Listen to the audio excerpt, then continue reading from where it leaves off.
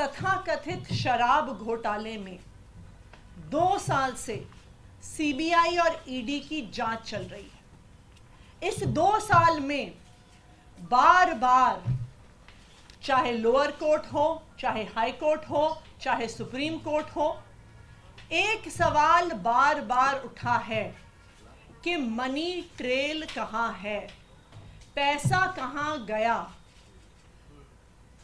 ऐसा कहा गया कि शराब कारोबारियों को मुनाफा पहुंचा, बहुत ज्यादा मुनाफा पहुंचा।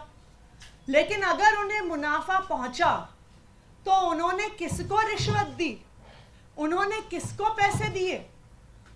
क्योंकि 2 साल की जांच के बाद, सैकड़ों रेड के बाद, हजारों लोगों को क्वेश्चन करने के बाद आम आदमी पार्टी के किसी भी नेता, किसी भी मंत्री, किसी भी कार्यकर्ता के पास से 1 रुपए की भी प्रोसीड्स ऑफ क्राइम की रिकवरी नहीं हुई।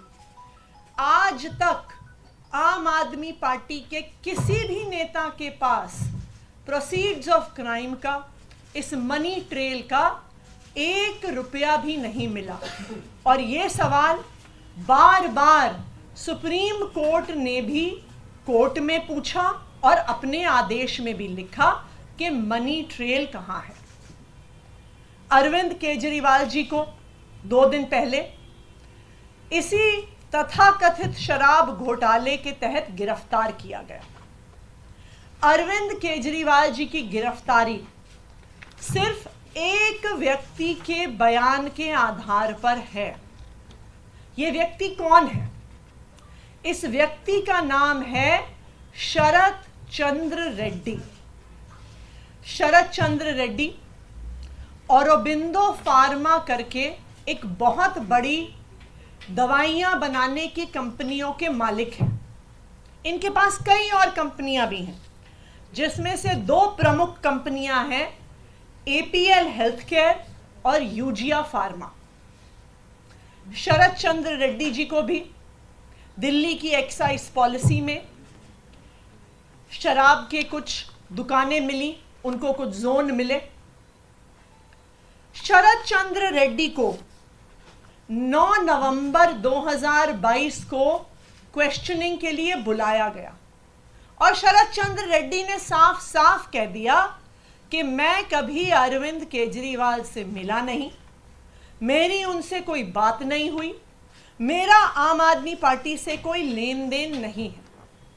जैसे ही उन्होंने कहा कि मैं अरविंद केजरीवाल से मिला नहीं, उनको तुरंत अगले दिन ईडी द्वारा गिरफ्तार कर लिया गया। कई महीने जेल में रहने के बाद एक दिन शरद रेड्डी जी ने अपना बयान बदल लिया। शरद रेड्डी जी कहते हैं कि मैं अरविंद केजरीवाल जी से मिला भी। शरद रेड्डी जी कहते हैं कि मेरी उनसे शराब घोटाले पे बात भी हुई। और जैसे ही शरद रेड्डी ये कहते हैं, उनको जमानत भी मिल जाती है ईडी के द्वारा। लेकिन ये तो सिर्फ बयान है। पैसा कहां है? मनी ट्रेल कहां है? क्योंकि बीजेपी और उनका राइट हैंड इन्फोर्समेंट डायरेक्टरेट तो बार बार कह रहे हैं कि शराब घोटाले में पैसा बना और शराब के दुकानदारों ने इस पैसे को भ्रष्टाचार में, इस पैसे को रिश्वत के तौर पे दिया। लेकिन ये तो शरत चंद्र रेड्डी का सिर्फ बयान है, जिसके आधार पर अरविंद केजरीवाल को गिरफ्तार किया गया है। मनी ट्रेल कहां है? मैं बताती हूं आपको कि मनी ट्रेल कहां है। ये है मनी ट्रेल शरत चंद्र रेड्डी की कंपनियों द्वारा दिया गया इलेक्टोरल बॉन्ड्स में भारतीय जनता पार्टी के बैंक अकाउंट में पैसा।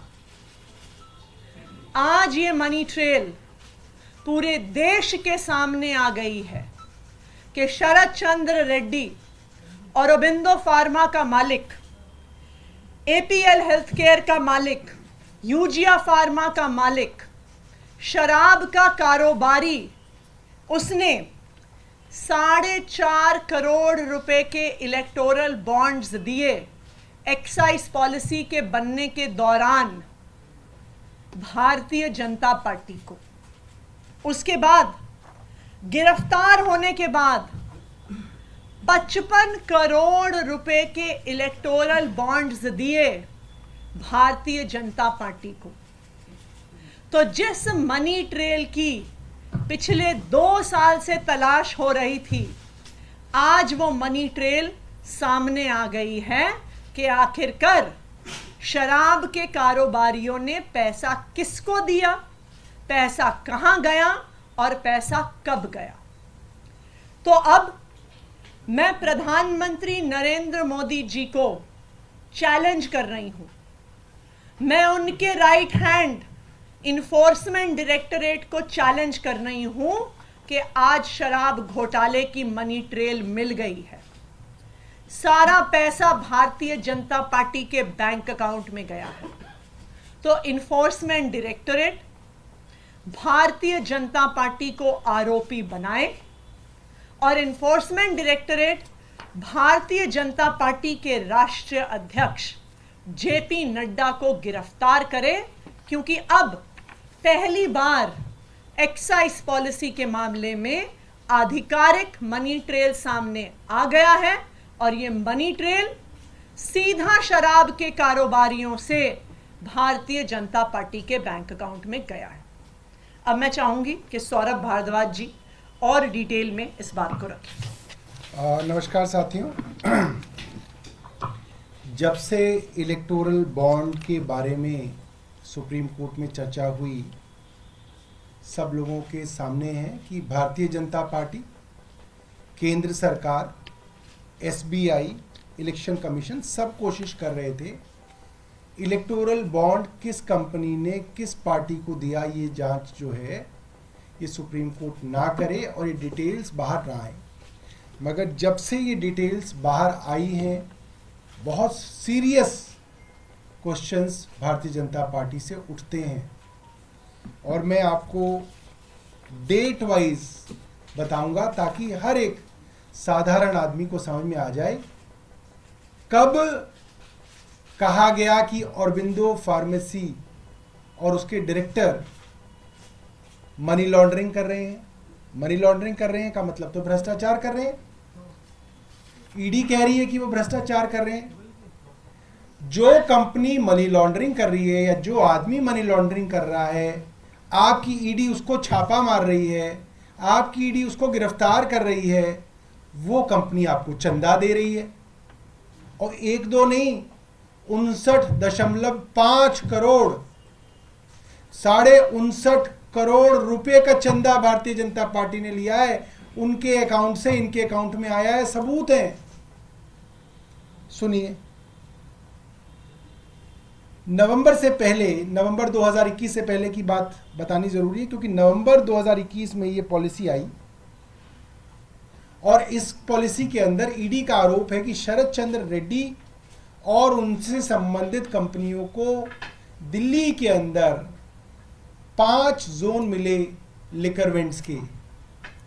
बहुत बड़ी बात है, ये एलिगेशन है।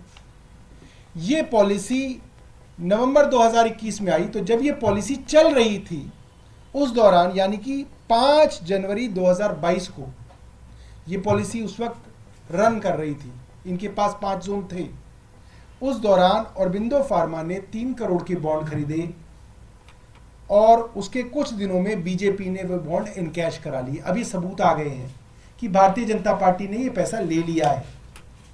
उसके कुछ दिनों बाद जुलाई में ऑरबिंदो फार्मा ने 1.5 करोड़ रुपए के बॉन्ड खरीदे। जुलाई 2022 में ही बीजेपी ने वो बॉन्ड इनकैश करा लिए। ऑरबिंदो फार्मा का पैसा आ गया। अभी तक ऑरबिंदो फार्मा के ऊपर कोई मुकदमा नहीं चला है, ठीक है। अब इसके बाद आते हैं नवंबर में। अब आपको मालूम ही है कि जुलाई के अंदर ये पॉलिसी 2022 में वापस आ गई।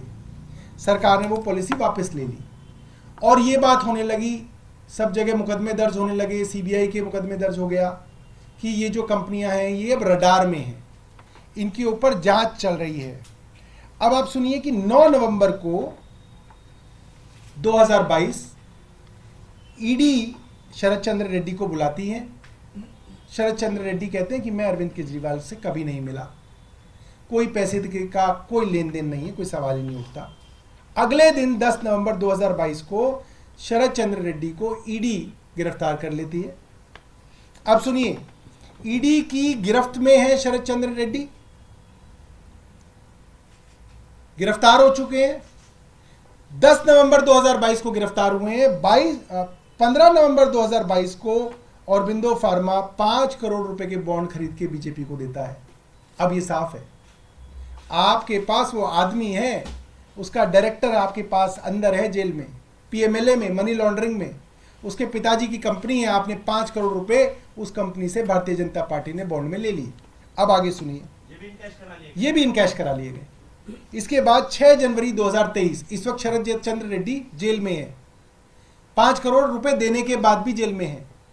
शरद चंद्र रेड्डी से दोबारा से पूछा गया, चार्जशीट दायर की गई।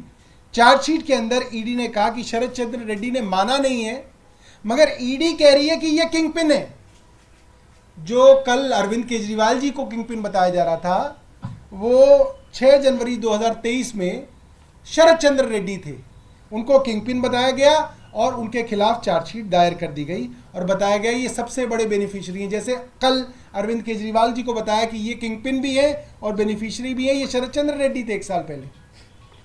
अब फिर जनवरी 2020 में जब इनकी बेल की सुनवाई शरद चंद्र रेड्डी की हो रही थी, अभी वो जेल में ही है, तो उन्होंने ईडी पे आरोप लगाया कि ईडी के लोग उनके ऊपर फोर्स का इस्तेमाल करके, बल का इस्तेमाल करके उनसे झूठी स्टेटमेंट लेना चाहते हैं और उनके एम्प्लॉयज को भी डराया धमकाया जा रहा है। ये हमारा नहीं, शरद चंद्र रेड्डी का अपनी बेल के अंदर स्टेटमेंट है कि मुझको दबाव डाला जा रहा है कि जो ईडी कह रही है प्री डिक्टेटेड स्टेटमेंट मैं दूं। ये जनवरी 20, 2023 की बात है। अब 6 महीने बीतते हैं, आदमी जेल के अंदर सड़ रहा है, करोड़पति बाप का बेटा, कई बड़ी बड़ी कंपनियों का मालिक जेल में चक्की पीसिंग। अप्रैल आ गया, अप्रैल के अंदर अब आप देखिए क्या होता है। अप्रैल के अंदर करीब 6 महीने बाद शरद चंद्र रेड्डी स्टेटमेंट दे देते हैं कि हाँ मैंने 100 करोड़ रुपए दिए। 6 महीने बाद, कई बार स्टेटमेंट देने के बाद ये उन्होंने स्टेटमेंट दी। उसके बाद मई में ये मामला हाई कोर्ट जाता है। अब उन्होंने जो ईडी उनके ऊपर दबाव डाल रही थी कहने के लिए, जो कि उन्होंने ही बताया, वो उन्होंने आखिरकार कह दिया। उन्होंने ये बात आखिरकार कह दी अप्रैल 2023 में। अब मई आ गया, मई में उनकी एप्लीकेशन अब हाई कोर्ट के अंदर लगी कि मेरी पीठ में बहुत दर्द चल रहा है। ईडी ने कहा हाँ साहब इनके पीठ में बहुत दर्द है, लिहाजा इनको बेल दे दी जाए। पीठ में दर्द पे हमारे यहाँ ऑफिस से छुट्टी नहीं मिलती, ईडी ने इन्हें बेल दे दी। मिलती है किसी को पीठ में दर्द पे ऑफिस से छुट्टी? आप सब कैमरामैन हैं, सब लोग हैं, पत्रकार यहाँ पे, कौन एडिटर देता होगा? ईडी ने इनको बेल दे दी 8 मई 2023 को। और जैसे ही बेल मिली, पंछी आजाद हुआ। 2 जून 2023 को कहा गया सरकारी गवाह बने शरद चंद्र रेड्डी, मतलब सरकार की शरण में आ गए। अब जब शरण में आ गए तो जैसे जो भी शरण में आता है फिर वो प्रसाद चढ़ाना पड़ता है। फिर आप प्रसाद की कहानी सुनिए। जून 2023 में शरद चंद्र रेड्डी अप्रूवर बन जाते हैं और नवंबर 2023 में जब सरकार को पता है कि ये मनी लॉन्ड्रिंग का आरोपी है, इसने तथाकथित तौर पे 100 करोड़ रुपए की रिश्वत दी, ये जेल में था, उस आदमी से उसकी कंपनियों के थ्रू 3 कंपनी जिनके नाम आतिशी ने बताए, पहली कंपनी औरबिंदो फार्मा और उसकी 2 सब्सिडीज से 50 करोड़ रुपया भारतीय जनता पार्टी ने लिया। 50 करोड़ रुपया छोटा मोटा नहीं है कि कोई 50,000 रुपए डाल गया प्लीज ले लो। 50 करोड़ रुपए के electoral bond Bharatiya Janata party ने शरद चंद्र रेड्डी की कंपनियों से लिए। अब क्या हुआ? ये तो क्योंकि छुपा हुआ था, किसी को पता ही नहीं चलना था किससे कौन क्या ले रहा है, किसी को बताना नहीं था। कानून बना दिया था देश में कि कौन सी कंपनी किससे पैसा ले रही है, कौन सी कंपनी किस पार्टी को पैसा दे रही है। ये कानून है देश का कि ये किसी को नहीं बताया जाएगा। सुप्रीम कोर्ट ने एक पिटीशन को डिसाइड किया और आर्म ट्विस्ट करके, हाथ मरोड़ के केंद्र सरकार की ये लिस्ट जो है डलवाई। ये लिस्ट डलती है 21 मार्च 2024 परसों शाम को 6:30 बजे, 7 बजे ईडी अरविंद केजरीवाल जी के घर में, 9 बजे अरविंद केजरीवाल जी गिरफ्तार। ये चल रहा है आज इस देश के अंदर। क्यों चल रहा है ये सब समझते हैं, क्योंकि कल 21 तारीख को भारतीय जनता पार्टी की पोल खुल गई।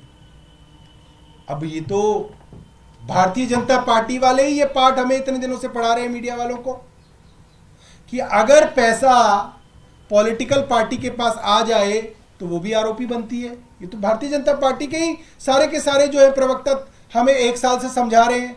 संबित पात्रा जी, वो जो है भाटिया जी, एडवोकेट साहब, स्मृति ईरानी जी, तो अब आतिशी जी ने बता दिया। 59.5 करोड़ रुपया इन कंपनियों से भारतीय जनता पार्टी को मिला है। स्टेट बैंक ऑफ इंडिया ने बताया है, इलेक्शन कमीशन की वेबसाइट पे पढ़ा है, कोई सबूत की जरूरत नहीं है।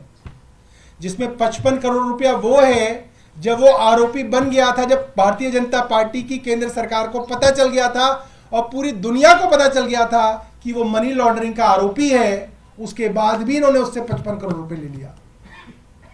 तो जैसा कि आतिशी जी ने कहा, इस मामले में क्योंकि मनी ट्रेल सीधे तौर पे भारतीय जनता पार्टी में जा रही है, प्रोसीड्स ऑफ क्राइम सीधा सीधा भारतीय जनता पार्टी तक पहुंच रहा है, लिहाजा भारतीय जनता पार्टी को इसी केस में आरोपी बनाना चाहिए। और जिस तरह से अरविंद केजरीवाल जी को गिरफ्तार किया गया, क्या कहा है कि भाई जिस पार्टी को फायदा मिला उसके एक कन्वीनर है। तो अब भारतीय जनता पार्टी को फायदा मिला, उसके कन्वीनर कौन है आप जानते हैं। उनको भी भाई ईडी जो है उनकी भी सेवा करे, सिर्फ अरविंद केजरीवाल जी की नहीं। तो ईडी से ये है कि ईडी जाए और भारतीय जनता पार्टी के जो प्रेसिडेंट हैं जेपी नड्डा जी, उनसे पूछताछ करे, और अगर पूछताछ में वो सहयोग नहीं करते तो उनको भी गिरफ्तार किया जाए और भारतीय जनता पार्टी को आरोपी बनाया जाए।